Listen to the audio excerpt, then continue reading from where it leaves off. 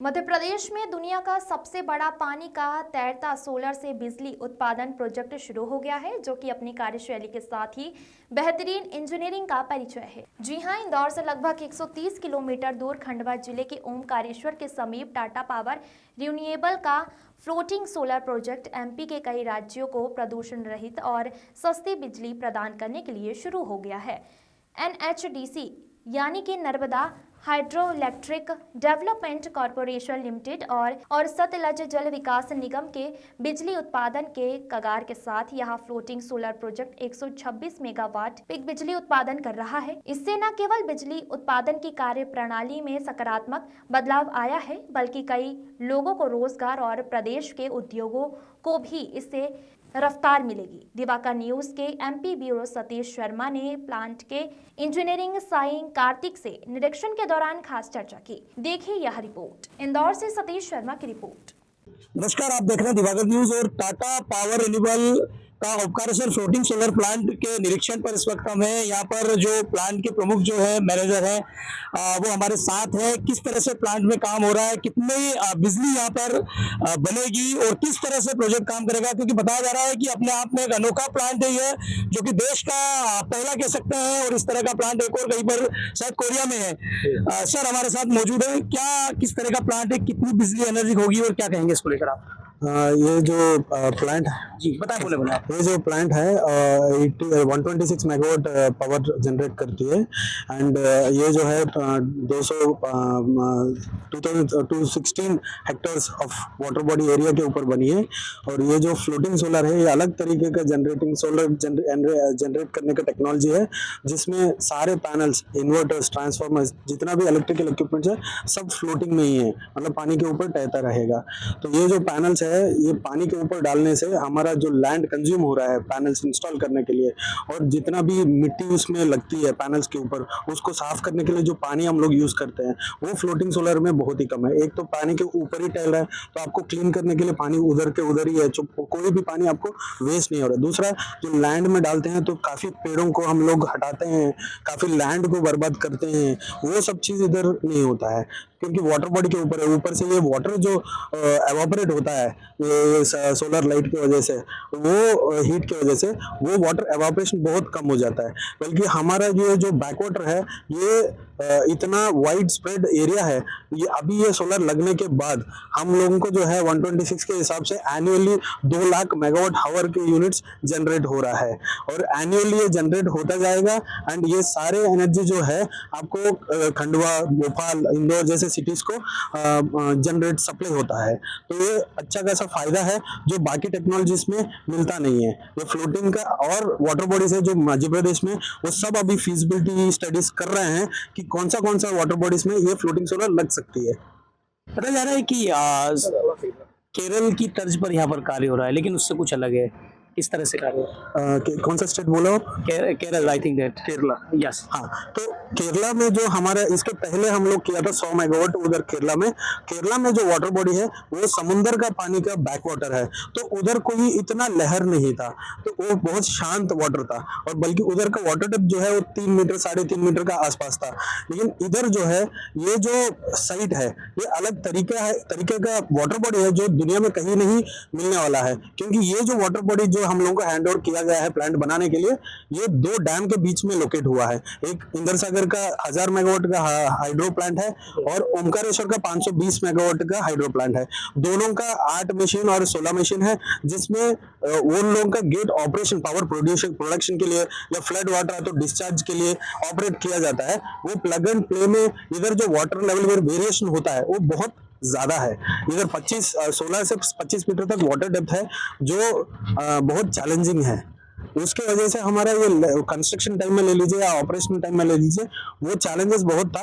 उन चैलेंजेस को मिटिगेट करने के लिए हमारा पुराना जो एक्सपीरियंस है वो काम आया था। सर, रिवर्स का कितना एरिया आपने यहाँ पर लिया है और किस किस तरह की परमिशंस ली है आपने? और कितना इससे फायदा होगा, कुछ बेसिकली इसके बारे में कुछ बताएं आप। ओके, ये टोटल जैसे मैंने बोला था, ये 216 हेक्टेयर का वाटर बॉडी है। ये पूरा वाटर बॉडी जो है हम लोगों को रमसल जो हमारा एंड कंज्यूमर है, एमपी स्टेट गवर्नमेंट से हम लोगों को मिला है।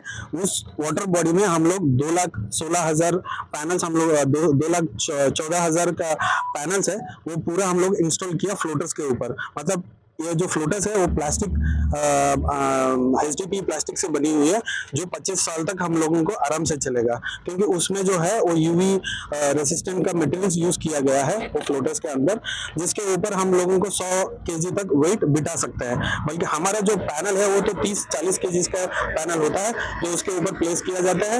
ऊपर से हमारा SCBs है और उधर से कनेक्टेड हम लोगों को जो आपको बाजेस दिख रहा है पीछे, वो बाजेस के 26 मीटर पे 11 मीटर का विड्थ और लेंथ है। उसके ऊपर हमारा इन्वर्टर ट्रांसफार्मर सब रखे हैं।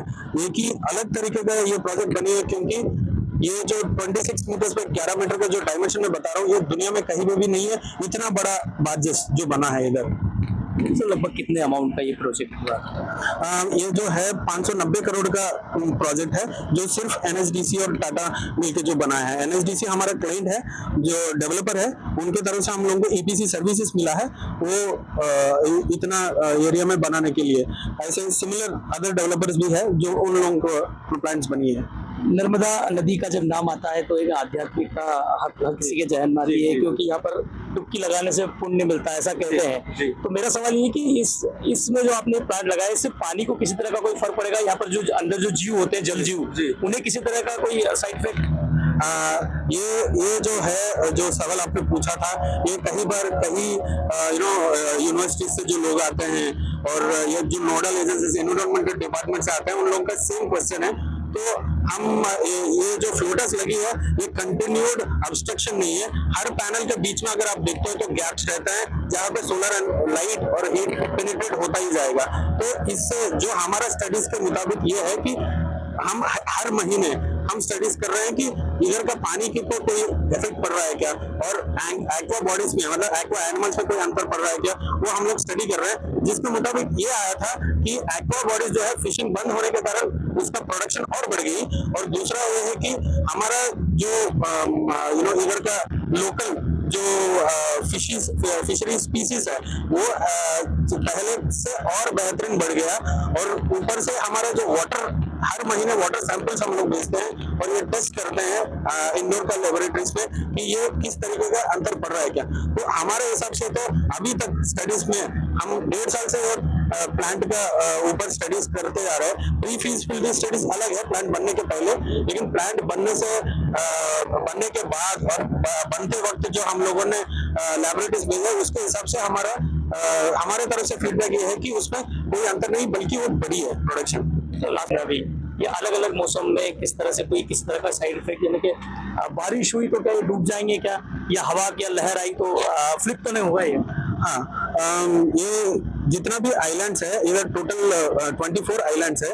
हर आइलैंड रेक्टेंगुलर शेप का है और हर रेक्टेंगुलर शेप में चारों तरफ एंकर्स डाला हुआ है। 25 मीटर ले लीजिए, ऊपर नीचे जाएगा, तो उसके हिसाब से हमारा मोरिंग हुआ है। तो चारों तरफ मोरिंग्स कनेक्टेड है, तो फ्लिप होने का कोई संभावना नहीं है। और दूसरा दूसरा क्या सवाल पूछा था आपने? मौसम बदलता है। ओके, तो मौसम के हिसाब से समर में अब हमारा जो है 126 मेगावाट का है, इसका पीक पावर जो होता है वो 11 बजे से 1 बजे के बीच में होता है। अब समर, विंटर, रेनी जो भी होता है, प्रोडक्ट उत्पादन तो होगा ही होगा, लेकिन ये समर में ज्यादा होता है, विंटर में कम होता है, रेनी में और थोड़ा कम होता है, बट जनरेट तो अल्टीमेटली करेगा ही करेगा। तो टाटा का जब नाम आता है तो कहीं ना कहीं विश्वसनीयता भारत देश में तो कह सकते हैं बन जाती है पूरी तरह से।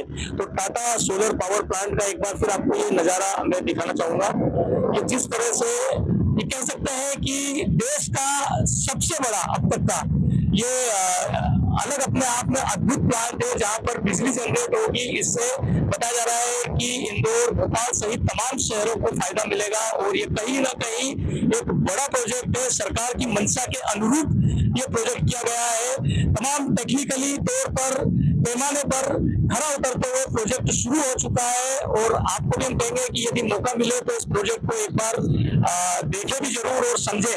और सोलर प्लांट चलाने को लेकर मैं भी आपसे सभी से आह्वान करता हूं कि बिजली बचाने के लिए और प्रदूषण मुक्त रहने के लिए सोलर का उपयोग जरूर करें। सतीश शर्मा, दिवाकर न्यूज, इंदौर।